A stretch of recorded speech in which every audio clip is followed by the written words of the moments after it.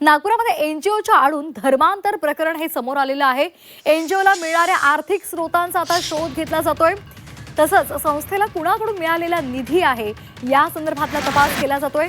मिळालेला निधी रियाजनं कशासाठी वापरला या संदर्भातली सुद्धा उत्तरं शोधली जात आहेत आणि त्या संदर्भात चौकशी केली जाते।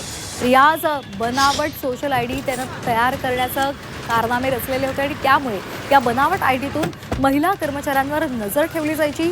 धार्मिक चालीरीतींचं पालन करण्यासाठी तो दबाव आणायचा आणि कर्मचारी तरुणींना धमकी सुद्धा द्यायचा आणि त्यामुळे आता या एनजीओ चालक रियाज फाजिल काझीच्या अटकेनंतर या प्रकरणामध्ये विनयभंग आणि दुसरीकडे धार्मिक दबावाचा पोलीस तपास करतायत।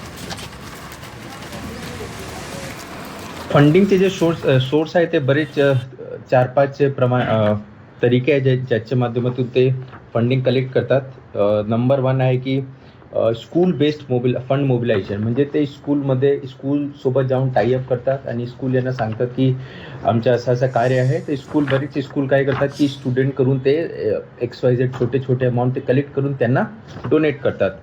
सेकंड आहे की व्हॉलंटरी डोनेशन, समजा की तुम्ही पण जाऊ डोनेट करू शकतात त्यांना। तिसरे आहे की क्राऊड फंडिंग, म्हणजे मुस्लिम समाजामध्ये जे थोडे मोठे लोक आहेत ज्याचे बिझनेस आहे त्याच्याकडून ते जातात आणि ते फंड कलेक्ट करतात। यामध्ये इम्पॉर्टंट विषय असा आहे की त्याच्याकडे फॉरेन डोनेशन असं काही नाही, कारण की त्याच्याकडे FCRAचे जे अकाउंट जे मॅन्डेटरी आहे फॉरेन डोनेशन घेण्यासाठी ते त्याच्याकडे नाही।